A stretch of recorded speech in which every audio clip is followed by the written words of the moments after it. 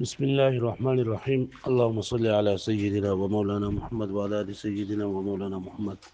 وبارك وسلم وصلي عليه رب زدنا ما رب اشرح لي صدري ويسر لي امري واحلل عقدة من لساني اللهم صل على سيدنا خا نو بنگا د هدایت الله کې سبق شروع کړو او مونږه لاول د کتاب مقدمه ویله پای کې مصنف رحمت الله علیه الخطبه بیان کړله او به چې په دې مقدمه کې با درې فصلونه ذکر کیږي په اول فصل کې د علم النحو تعریف دا موضوع دا غرض د علم النحو تعریف سره هو علم بأصول يعرف بها أحوال أواخر الكلم الثلاث من حيث الإعراب والبناء وكيفية تركيب بعضها مع بعض بیا لدينا بعد علم النحو موضوع بیان کړل چې د علم النحو موضوع څه شری الکلمه والکلام دریم نمبر د علم النحو غرض بیان کوم چې صيانه الذهن عن الخطأ اللفظي في كلام العربي دا غینه بعد دا یو فصل ختم شو په دویم فصل کې د کلمې او په دریم فصل کې د کلام ذکرو د ټول ناول د کلمې تعریف وکړه شو د کلمې تعریف سره الکلمه لفظ وزع الکلمه لفظ وزع لمعنى مفردا مفردين او مفرد او د کلمې څو قسمونه دي درې قسمونه دي کم دي اسم فعل حرف اسم فعل حرف وجد عصر پر درېون کې څنګه را چې کلمه به خالی نه د دوو حالونه یا په خپل معنی ور کولو کې چاته محتاج وي او یا بنوي که په خپل معنی ور کولو کې چاته محتاج وو جو سره حرف دی او که په خپل معنی ور کولو کې چاته محتاج نه وو بیا به دوه حال نه خالی نه وي یا په کې د درو زمانونو یو زمانه مونږ لګي یا بنه مونږ لګي کبا خپل معنی ور کولو کې چاته محتاج هم نه وو او د درو زمانو په زمانه هم نه مونږ لګي دا جو صبر ته ایسا هغه خپل معنی ور کولو کې چاته محتاج نه وو د درو زمانو په زمانه مونږ لګي دا صبر ته فعل ورته وایي بیا د وجه د حصر نو ورستو د هر د اسم فعل او فعل او حرف تعریفونه وکړل داغه علامات او مختصر الفاظو کې لګل اسم تعریف سره كلمة تدل على معنى في نفسها غير مقترن بأحد الأزمنة الثلاثة چې دا کلمه دا هر کلمې ته ویلېږي چې په خپل معنی ورکړو کې چا محتاج نه او درې زمانه په زمانہ نه زمانی سوري درې کم دي ماضي حال استقبال ها بیا د اسم علامات شروع کړل چې یو علامه ده چې د دینه خبر ورکول سی وي خبر ورکول د دینه سی مطلب اداره یعنی دا محکوم علیه او مستند الیه په کلام کې جوړیږي مثال دې لکه زید قائم کې څه شي زید دویم نمبر مضاف وي لکه په غلام زیدین کې غلام دریم لام تعریف په داخل وي لکه په الرجل کې الف لام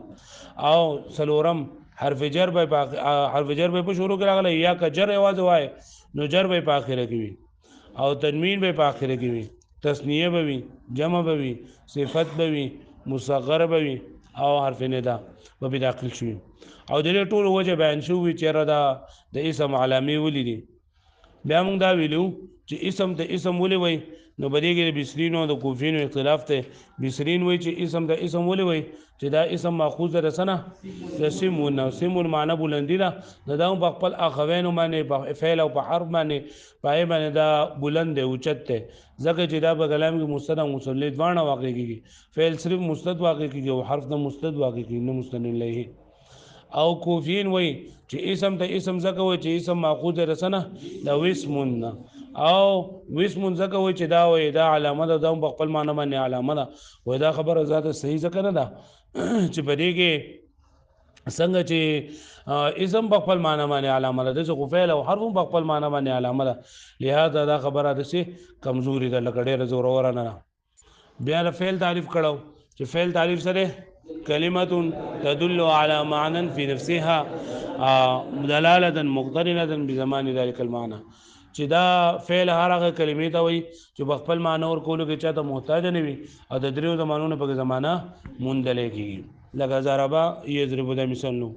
بیا علامات لري چې دا مخبر به واقع کېږي اندري په ذریعہ سره خبر ور کول کېږي محکوم به په ترکیب کو واقع کېږي مسند به واقع کېږي بل د فعل علامه قد به داخل شوی،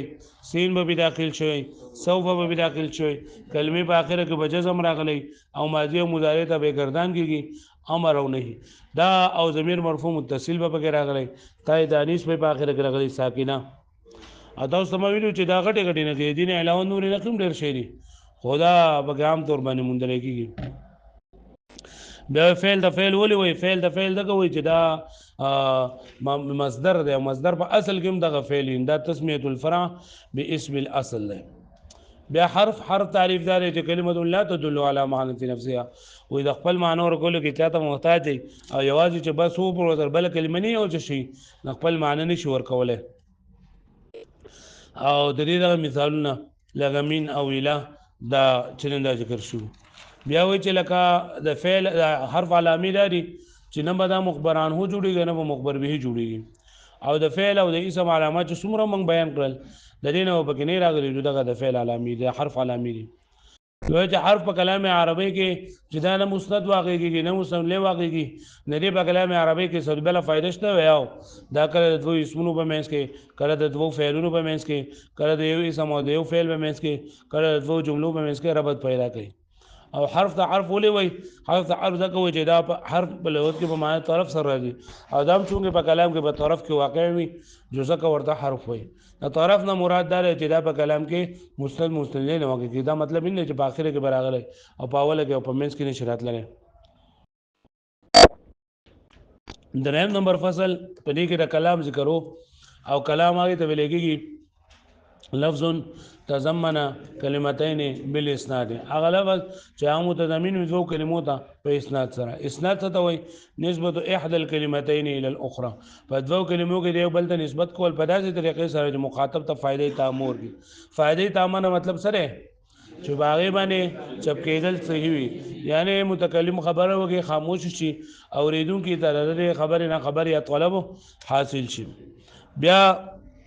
کلام چې جوړیږي نو هغه د دوه اسمونو نه یا د یو اسم او د یو فعل نه هغه کې ضروری دي. دا یو اسم او یو فعل په دې کې راتلل په لفظونو کې کډوانه موجود دی او که یو پکې پټ وینم خیر دی لکه اجری په دې کې یو فعل دی او یو پکې اسم دی اسم پکې پټ دی خو دې نه چې لکه دوه فعلونه یا دوه حرفونو نه کلمه جوړ شي کلام جوړ شي. کلام ته بل نوم چې نه دا جمله وي دیتا مرکب مفید وي دیتا مرکب تام وي دیتا مرکب اسنادي وي دا ټول نمونه د کلام دي. کلام جمله مرکب تام مرکب اسنادي مرکب مفید. بیا بار جمله کې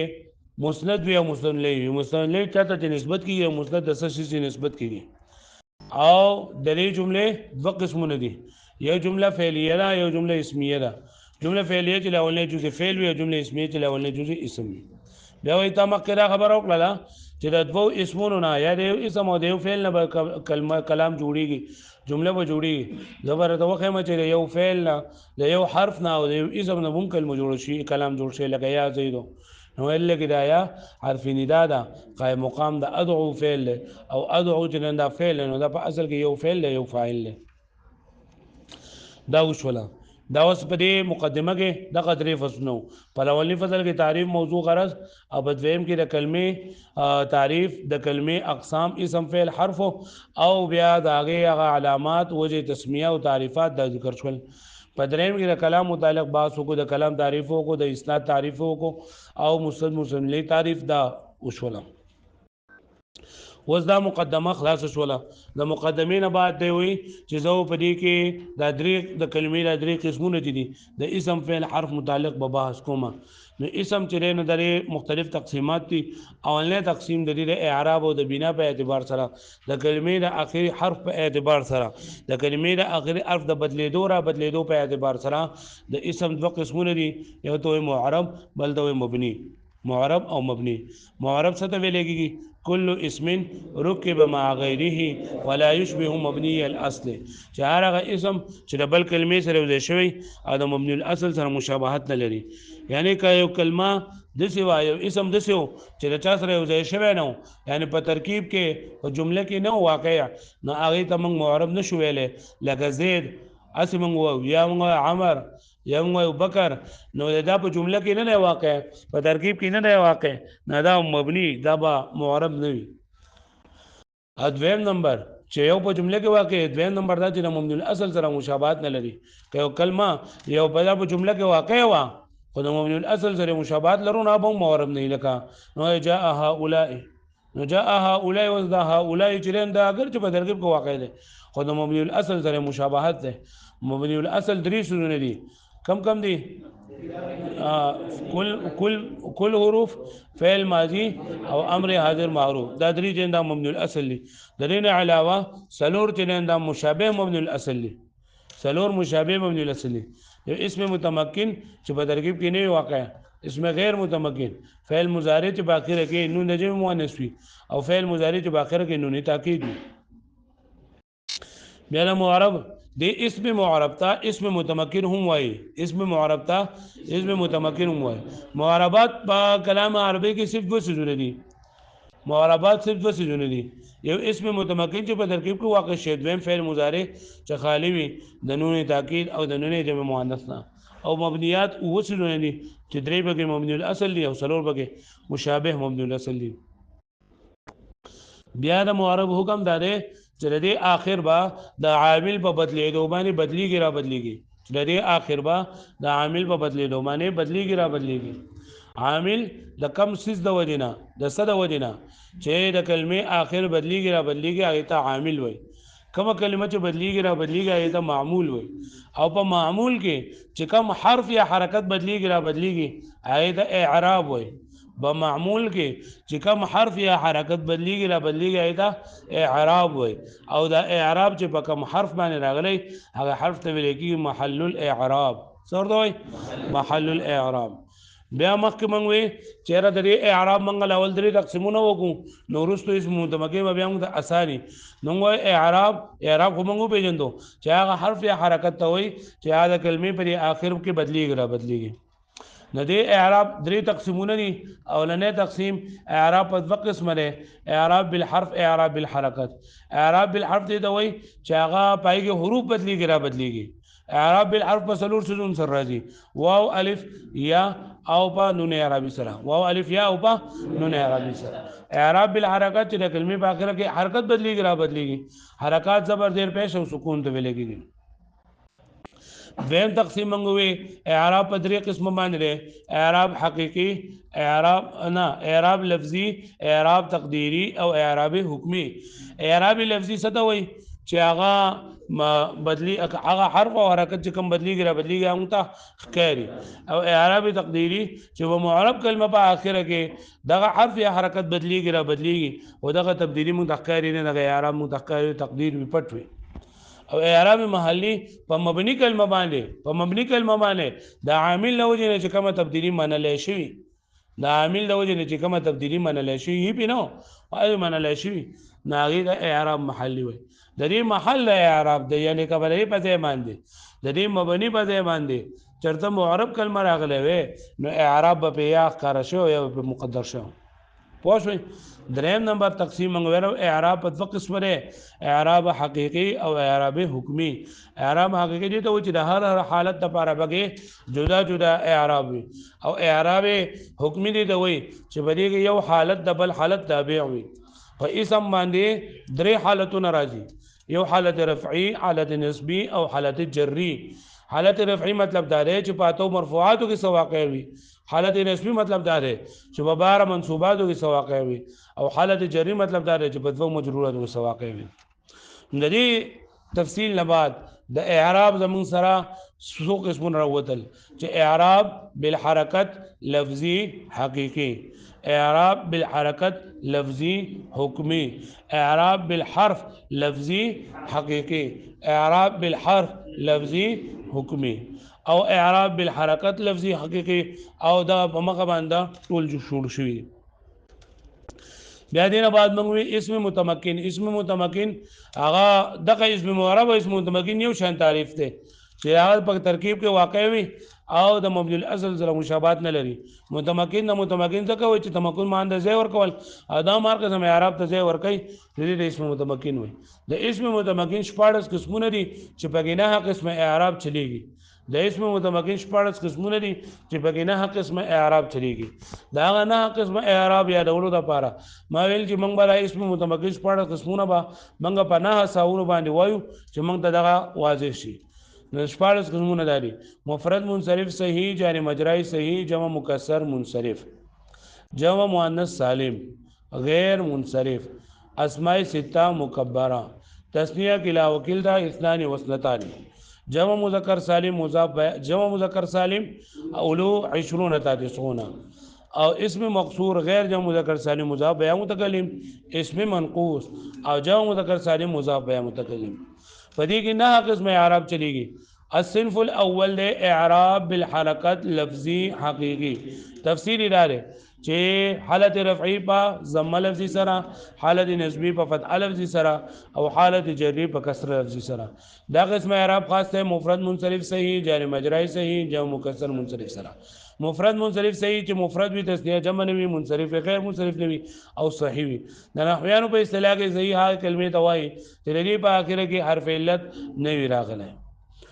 لکه زیدون. او جاری مجرای صحیح آی ته وایي چې آی په اخره کې حرف علت وي خو ما قبل ته ساکن وي. او واو مشدد یا مشدد دا هم د غیر منصرف په حکم کې دي. دریم نمبر دی جمع مکسر منصرف. جمع مکسر چې روایت بدن پکې ماچوي او منصرف غیر منصرف نه وي لکه رجال. دا حالت رفعی لپاره مثال جاءني زید وهذا دلو او جاءني رجال. دا حالت نسبی لپاره مثال رأيت زيدا ودلوا ورجالا. او دا حالت جری لپاره مثال مررت بزيد ودلو ورجال. الصنف الثاني اعراب بالحرکت لفظی حکمی. او تفسیر له حالت رفعی په ضمه لفظی سره، حالت نسبی او جری دواړه په کسره لفظی سره. دا قسم اعراب خاصه د جمع مؤنث سالم سره. جمع مؤنث سالم هغه جمع ته ویل کېږي چې په اخره کې الف او تا زائد راغلي. پوه شو دی باندې برابر خبره د ما ویلو کله مذکر جمع یو کله څه جمع لکه الله کې بونګه دا مثال ویلو کنه لکه مرفوع جمع مرفوعات راځي نن سبق وو ان شاء الله. او د دې مثال له جاء مسلمات هن مسلمات رأيت مسلمات مررت بمسلمات. دریم نمبر اعراب دی اعراب بالحرکت لفظی حکمی. حالت رفعی ضمه لفظی سره، حالت نسبی او جری په فتحه لفظی سره. دا قسم اعراب خاص سره غیر منصرف سره. د غیر منصرف تعریف رسو را روان دی. مثال د حالت رفعی جاءني احمد، نسبی رأيت احمد او جری مررت باحمد. سلورم نمبر الصنف الرابع اعراب بالحرف لفظی حقیقی. اعراب بالحرف لفظی حقیقی. تفصیل له حالت رفعی په واو لفظی سره، حالت نسبی الف لفظی سره او حالت جری ال. دا قسم اعراب خاص ته اسماء سته مکبره سره. اسماء سته مکبره دادی ابون، اخون، حمون، هنون، فمون او بذوبال کذو. د دې قسمه اعراب د پاره سلور شرایط دي چې دا اسماء سته دا به مکبر وي مصغر بنوي. ویم نمبر دا به مفرد بوي تسنیه او جمع بنوي. دریم نمبر دا به مضاف وي که مضاف نو بیا هم د اعراب نه. سلورم نمبر مضاف بوي خو یا د متکلم ته مضاف وي یا متکلم ته مضاف نه وي که یا متکلم ته مضاف نو بیا هم د اعراب نه وي. مثال په حالت رفعی کې جاءني ابوک، نسبی رأيت اباک، امرت بابيك. الصنف الخامس اعراب بالحرف لفظی حکمی. او تفسیر حالت رفعی په الف ما قبل مفتوح، النسبی جری په یا ما قبل مفتوح سره. دا قسم اعراب خاص ته تسنیه او ملحقه د تسنیه سره. تسنیه چې هغه کلمې ته وایي چې په دوو باندې دلالت کوي، هر هغه اسم چې په دوو باندې دلالت کوي. ملحقه د تسنیه مراد کلا وکیل دا اثنان استتار دي. معمولی د تسنیه درې قسمونه دي: تسنیه حقیقی، حکمی او صوری. حکمی نو معنوي. تسنیه حقیقی دي ته وایي چې پای کې درې خبرې صورت هم د تسنیه وي،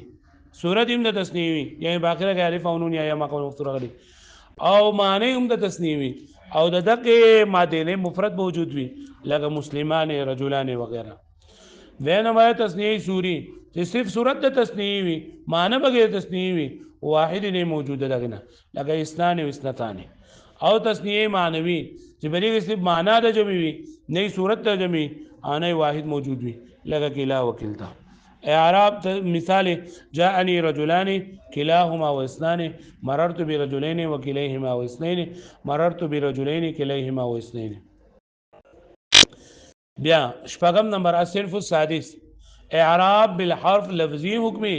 دا قسم اعراب د دې تفصیل له حالت رفع په واو ما قبل مضموم حالت نسبی او جری په یا ما قبل مکسور سره دا قسم اعراب خاصه جمع مذکر سالم اولو 20 تاسون سره جمع مذکر سالم دې ته وایي چې د مذکر جمع په اخره کې واو او نون نغلي د مذکر جمع په هغه کې نشته هغه جمع چې د واحد وزن په سلامت پاتې شوی او په اخره کې واو او نون نغلي لکه مسلمون او د جمع درې قسمونه دي حقيقي سوري او معنوي الحمدلله جمع حقيقي دي ته وایي چې دې معنی هم د جمع وي صورت هم د جمع او واحد هم د وزن موجود وي لکه مسلمون تسنیه معنوي چې صرف معنی پکې د جمع وي او نه صورت د جمع وي او نه پکې مفرد موجود لکه اولو او تسنیه جمع سوري چې صرف صورت د جمع نور پکې واحد هم نه موجود او معنی به هم د جمع نه لکه 20 تا 90 د دې مثالونه رايت جاءني مسلمون و20 واولو مال رايت مسلمين واولي مال و20 رجلا او رايت مررت بمسلمين و20 واولي مال بیانون تسنیه همیشه لپاره مقصود نون جمع همیشه لپاره مفتوح وي چې کله اضافه وشي نون تسنیه نون جمع بغورځيږي ځکه چې اضافت په اتصال دلالت کوي او تنوین او ملحقات او تنوین چې دا په څه درا کوي په انفصال باندې یو راځي نو بل پتی دي الصنف السابع اوم نمبر اعراب بالحرکت تقديري حقيقي او د اعراب تفصیل له حالت رفعي ضمه تقديري سره حالت نسبی په فتحه تقديري سره او حالت جری په کسره تقديري سره دا قسم اعراب خاص ده د اسم مقصور سره او د غیر د مذکر سالم چې مضاف یا متکلم ده یعنی مذکر سالم نه وي او یا مدلل د مضاف او مثال د حالت رفعي د پر هذا عصا وغلامي رايت عصا وغلامي مررت بعصا وغلامي اتم نمبر اعراب بالحرکت لفظي او په یو کې لفظي له او په دوه کې تقديري له او د دې اعراب په حالت رفعي کې په ضمه تقديري سره حالت نسبی کې په فتحه لفظي سره او حالت جری کې په کسره تقديري سره دا قسم اعراب خاص د اسم منقوص سره اسم منقوص دی دوی چې دې په اخره کې یا ما قبل مکسور راغلی خدایا یا د متکلم نوي یا د متکلمو نوي لکه قاضي جاء او مثال له جاء القاضي رايت القاضيه مررت بالقاضي نهم نمبر اعراب بالحرف ته په یو کې لفظي له په دوو کې لفظي له په یو کې تقديري له او دا اعراب خاص ته حالت رفعي په واو تقديري سره حالت نسبي او جری په یا لفظي سره او دا قسم اعراب خاص ته جمع مذکر سالم سره چې مضاف یا متکلم ده لکه رفع لپاره مثال جاءني مسلميه رايت مسلميه مررت بمسلميه وذا خدري ونه یو شان دي نجاني مسلميه بازل کې مسلمون یا د اضافه د وجه یا د نون د عربي وګرځیدو مسلمو یا شو واو او یا په یو کلمه کې رااله الله ولنه ساکن به متحرک نو واو به سره بل شو یا په یو ادغام شو او د انا ما قبل دمه په کثیر سره بدل شو نو مسلمیه ته جوړ شو او رايت مسلمین یا مررت بالمسلمین یا نون عربي وګرځیدو چې مسلمیه ته جوړ شو دا دغه ختم شو فصل دویم فصل پدې کې د اسم معرب دو قسمونه منصرف او غیر منصرف بیان منصرف دي ته وای چې بریږي د اسباب مناسب د دوه سببونه یا یو د سبب چې قائم مقام د دوه سببونه دا بګې نه راغله او غیر منصرف دي ته وای چې بګې د اسباب مناسب د دوه سببونه یا یو د سبب چې قائم مقام د سببې وي دا بګې راغله وي خالي او اسباب منصرف اغا نه دي عدل وصف تانیث معرفه او جمع ترکیب وزن فعل او الف نون زائدتان د دې غیر منصرف حکم دار چې بلې باندې کسره او تنوین نه داخليږي خو کچرتا د دې اضافت شو یا بیا الف لام داخل شو نو بیا به کسره راتلی شي دا ورسره برابر شي ان شاء الله باز با منصرف کې اولنې عدل. عدل په لغت کې په معنا د اوړېدل او په درې د کله چې سیلې بدلیږي نو معنی بدلیږي را بدلیږي. چې کله په سیله کې د اله راشي نو معنی د مایل کېدل لکه د فلان عدل الیه اعمال الیه. او چې په سیله کې عن نشي نو به معنی د اعراض کول لکه ته فلان عدل عنه. او لري کېدل معنی کله چې په سیله کې د دې سراشي من ناشي لکه ته عدل الجبال من العمی بعید. او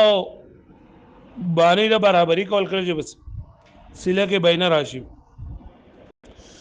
او په اصطلاح کې تغییر اللفظ من صيغه الاصليه الى صيغه اخرى چې یو کلمه خپل اصلي شکل پرې خودلې بل شکل اختیار کړي خو په دې اصلي شکل پرې خودلو باندې چې یو کلمه بغیر د صرف قانون نه یو کلمه خپل اصلي شکل پرې خودي او بل شکل اختیار کړي بغیر د صرف قانون نه. وز درې بیا د قسمونه دي عدل تحقیقي او عدل تقدیری. که یو کلمه خپل اصلي شکل پرې خودلو او بل شکل اختیار کړو خو په دې خبره باندې دلیل موجود وو د عدل تحقیقي دی او که په دې خبره باندې دلیل نه موجود وو نو عدل تقدیری دی. د عدل تحقیقي لپاره مثال هغه ویل شو ثلاثو مثلثو او رباع او جمع اخر. د ثلاثو بریګه د ثلاثو معنی د درې او لفظ یو دی او معنی یو ده او تکرار د معنی د لږه په تکرار د لفظ باندې نو پته ولګیدل چې دا ثلاثو په خپل اصل باندې نه ملګری دی اصل جن دا ثلاثتون دی. او عدل تقدیری چې د دې په اوړېدو باندې څه دلیل نه موجود لکه ته عمر او ظفر دا په کلام عربي کې غیر منصرف استعمالېدل یو بګي عالمیت او دویم بګي نو موږ بګي دویم عدل تقدیری فرض کو هم وایي چې د عمر په اصل کې عامر او ظفر په اصل کې ظافر وذا عامر نه عمر او ظافر نه ظفر څنګه جوړ شوی دی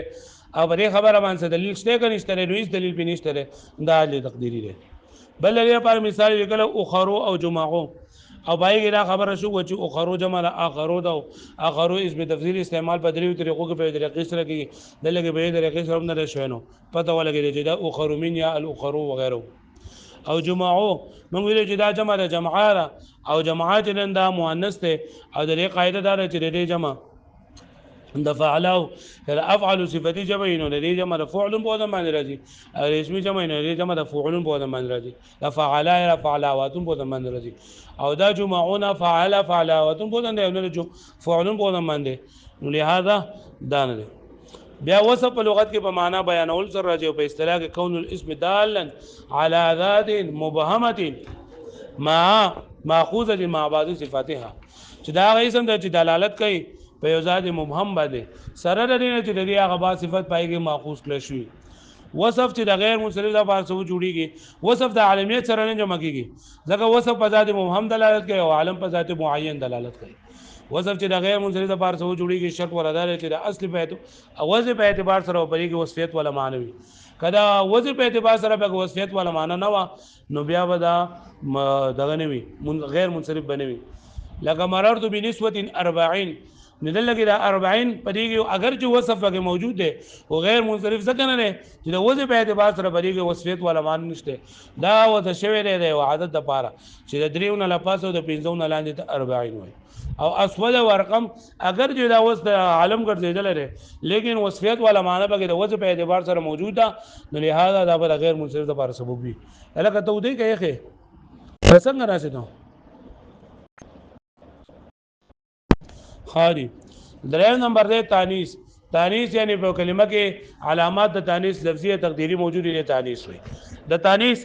بیا دوه قسمونه دي یو تانیث لفظي دی یو تانیث معنوي دی. تانیث لفظي ورته هم یو تانیث قیاسي ورته هم مؤنث سماعي او قیاسي ورته هم قیاسي دي ته چې علامات د تانیث پکې راغلي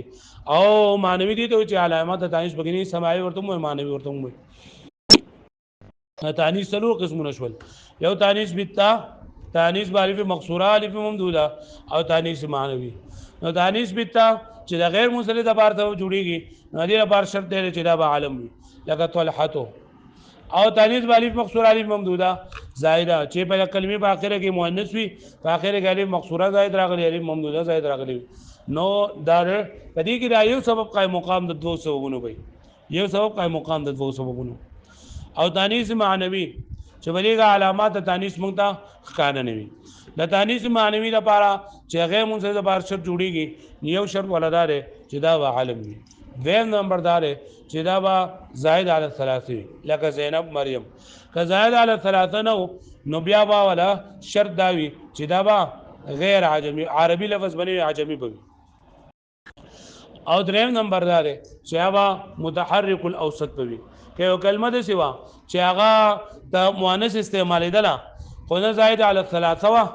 او نه متحرک الاوسط وا او نه ترنده عجمی دا غي منصرف او غیر منصرف ځوان ویل جایز لکه هندو د دې منصرف او غیر منصرف ځوان ویل جایز دي پوه شو به باندې خادي او دا وشولا بیا معرفه چې په خاص چیز باندې دلالت کول دلته د معرفي په اقسامو کې هډېر اقسام دي خو صرف عالم چې دا غیر منصرف لپاره سو جوړیږي دا نور نه دي نور ولې نه دي ځکه چې بریږي دا اکثر چې دا خلکا مبني دي لکه په مضمراتو کې یو دغه په معرفه کې یو مضمرات دي اسماء اشارات اسماء موصولات دا خو جو مبني دي پوه شئ او دا معرفه بالنداء دا هم دا په حکم کې دا د مبني په حکم کې دا او تانیث دا یو پکې پاتې شول یو معرفه به اضافت او معرفه به الف لام نو کله چې معرفه به الف لام او معرفه به اضافت وي نو دا غیر منصرف د منصرف په حکم کې ګرځي لہذا دا هم د غیر منصرف د لپاره سبب نشي جوړ دی نو صرف یو عالم چې دا غیر منصرف د لپاره سبب دی پوه شئ او موږ چې بغیر منصرف کې اسباب شمارو نو موږ به معرفه نه شمارو بلکې موږ به د معرفه په ځای باندې عالم وایو بیا عجمه دي ته ویل کېږي عجمه چې غیر عربي لفظ وي او په عربي کې استعمال شوی دی د عجمه وي عجمه چې د غیر منصرف لپاره سو جوړیږي نیو شرط ولدا چې دا به عالم وي دویم شرط ولدا چې دا به زائد علی الثلاثه وي او دریم شرط ولدا چې دا به متحرک الاوسط وي لکه ابراهیم د اوس ګوره عالم هم دی او زائد علی الثلاثه هم دی پوه شئ او کا متحرک الاوسط لکه شطره پوه شئ او لجام چې دا منصرف دی چې عالمیت پکې نشته دی او کچرته یو کلمه د سوا چې هغه غیر منصرف دغه عجمی ټکو عجمی وو زائد علی الثلاثه هم نو متحرک الاوسط هم نو بیا به منصرف پیلېږي دا وایي نو هود شیس لوط دا جننده منصرف استعمالېږي بیا موږ ویلو جمع دې ته ویل کېږي چې دا دریو یا درو نه بزیاتو باندې دلالت کوي دې ته جمع وي جمع چې د غیر منصرف لپاره څو جوړیږي لای لپاره شرط دی چې دا په وزن د جمع منتهى الجموع وي جمع منتهى الجموع هغه جمع ته وایي چې دا غینه اخوا نور جمع تکثیر ناراضي دا غینه اخوا نور جمع تکثیر ناراضي جمع منتهى الجموع د دې لپاره د جوړولو طریقه او علامه دا ده چې اولنی دوه حروف مفتوح وي دریم ځای به الف علامه جمع د الجمهور غلي وروسته کوي حرف مشدد به وي کدوی نو اولنی به ساکن وي او کدری اولنی به مکسور وي او کدری حروف نو د الف نو وروسته به اولنی مکسور وي دویم بیا وي او دریم به خپل حال وي د یو د بار مثال لکه دابت ندواب د مسجدون مساجد او دا مصباح مصابيح او دا هم د یو سبب مقام د دوه سببونو دی یو شرط دی جمع لپاره چې دا به د منتهى الجموع په وزن باندې وي او دویم دا چې باخره کې دا ستانوي چې د وقف حالت کې په اثر بدلیږي لکه فرازینه سایقله دا منصرف دی چې باخره کې د ستاره چې په اثر بدلیږي بیا له ترکیب دي ته ویل کېږي چې یو کلمه دا یو لفظ د دوه کلمونو جوړ شوی بیا له ترکیب چې دا مختلف اقسام دي یو مرکب اسنادی مرکب تا مرکب غیر مفید به مرکب غیر مفید کې بیا مرکب اضافي توصیفي بنایی معنی صرف او مرکب موضعی دل لګي د ترکیب نه مراد صرف مرکب معنی صرف ته مرکب معنی صرف چې د دوه اسمونو یو جوړ شوی به مې به حرف عطف نوي او دا لپاره پر عالم ګرځیدل وي عالم ګرځیدل وي لکه معدی کرم او بعلبکا حضرموت وغیرہ بل اتم نمبر الف نون زائدتان چې د اسم په اخره کې الف نون راغلی او دا دواړه زائد راغلي الف نون او دواړه زائد وي دا الف نون زائدتان کړه اسم په اخره کې راغلی نو شرط ولدا دی چې دا به عالم وي او کا د وصف په اخره کې راغلی نو بیا ول شرط دی چې دې مؤنث به د فعلانتون په ځای باندې راځي لکه د لپاره پر مثال عثمان عمران کامران او د لپاره پر مثال د سکران چې د مؤنث سره د سکارا راځي نه دا بدل بیا وزن فعل یو کلمه وی خو اسم او په وزن د فعل باندې راغلی او هغه وزن د فعل سره خاص وي وزن د فعل سره خاص وي او اسم په دغه وزن باندې مونږ لګي مګر دا چې کله اورېدلې دینه